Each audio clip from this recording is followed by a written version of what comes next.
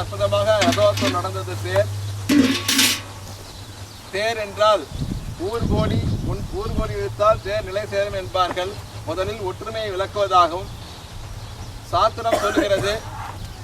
நமது சகோதரனிடமும் அண்டை வீட்டாரிடமும் தேசத்தில் உள்ள மக்களிடமும் அன்பு காட்டாத, கண்ணுக்கு தெரியும் நண்பர்களுடன் அன்பு காட்டாத ஒருவனால் கண்ணுக்கு தெரியாத கடவுளிடம் பக்தி செலுத்த முடியாது. அதற்காக முதலில் ஒற்றுமையை காண்பிப்பதற்கான அந்த தேர் உற்சவம்.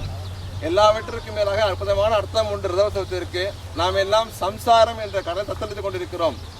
யாராவது கிணற்றில் விழுந்து விட்டால் அவரை காப்பதற்காக ஒரு கயிறை விடுவோம், தூக்கி இழுப்பதற்காக. நாம் எல்லாம் பிறப்பு இறப்பு என்ற சம்சார கடலில் திரும்ப திரும்ப உழல்கிறோம். நிறைய பாவங்கள் செய்கிறோம், திரும்ப அடுத்த ஜென்மம் எடுக்கிறோம். இதையெல்லாம் நீங்கி இந்து சமயத்தின் குறிக்கோளே வீடு பேறு என்று சொல்லக்கூடிய மோட்சம்தான். இந்த தேர் என்பது பகவான் அற்புதமாக பெரிய வடமாக கொடுக்கிறான். நம்ம எல்லாம் பிடித்து இந்த கடலிலிருந்து இழுப்பதற்காக. நாம் நினைக்கிறோம் தேரை பிடித்து இழுக்கிறோம் என்று. ஆனால் அதன் உள்ள அர்த்தம் என்னவென்றால், பகவான் ஒரு கயிற்றை வீசி இருக்கிறான். இந்த கடலில் தத்தளிக்காதே, நான் இருக்கிறேன், என்னிடம் வா என்று அற்புதமாக ஒரு பெரிய கயிறு, என்னால் சிறிய கயிறு என்றால் அழுந்துவிடும், அதற்காக தான் பெரிய இடமாக கொடுத்துள்ளான்.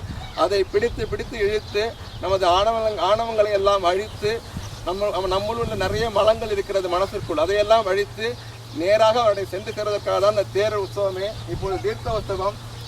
தீர்த்தோத்சவம் என்பது எவ்வளவு பெரிய பாவங்களையும் போக்கக்கூடியது. இந்தியாவில் கங்கா, யமுனா, கோதாவரி, சரஸ்வதி, நர்மதா, சிந்து, காவேரி என்று தீர்த்தங்கள் உள்ளது. அங்கெல்லாம் சென்று குளித்தால், ஸ்நானம் செய்தால் உடனே நமது பாவங்கள் பல ஜென்மாக்கள் பாவங்கள் போய்விடும். புண்ணிய யாத்திரை என்று பெயர். தீர்த்தோத்சவத்தில் நிறைய காரணம் இருக்கிறது. சில ஊனமுற்றவர்கள், முடியாதவர்கள் கங்கைக்கு செல்ல முடியாது. அவர்களெல்லாம் இங்கு வந்து தீர்த்தத்தை புறக்கித்துக் கொண்டால் அங்கு சென்ற புண்ணியம் கிடைக்கும். எல்லாவற்றிற்கும் மேலாக எம்பெருமான் இங்கு ஸ்நானம் செய்யும் பொழுது இந்த லோகத்தில் இல்லாமல் வைகுண்டத்தில் உள்ள விராஜ நதி என்று ஒரு நதி ஓடுகிறது. கடைசியாக இந்த ஆத்மாவை அங்கு குளித்து விட்டு தான் அதற்கு பிறகு அப்சரசுகள் வந்து இந்த ஆத்மாவிற்கு அலங்காரம் செய்து மோட்சத்திற்கு பகவானிடம் கொண்டு போவார்கள். அந்த விராஜ நதி முதல் கொண்டு இங்கு வந்து சேர்கிறது.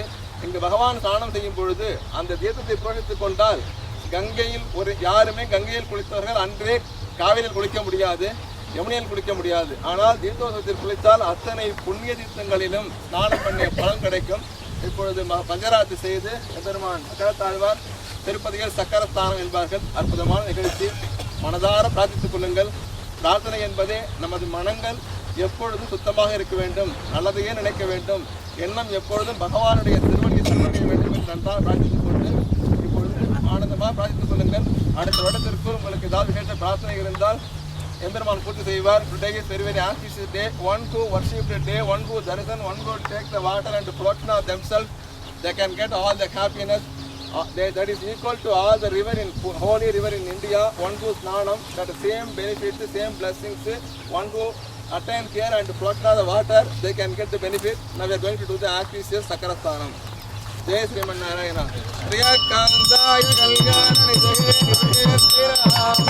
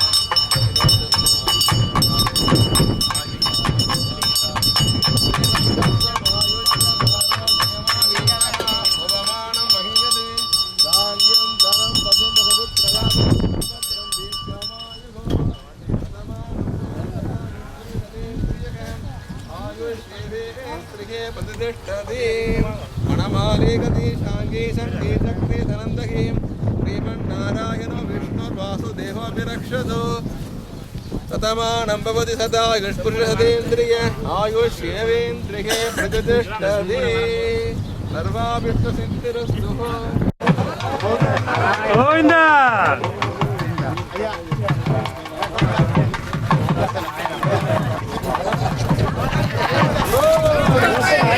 ஒரு நிமிஷம் பெருமாள் கிளம்பிட்டோம்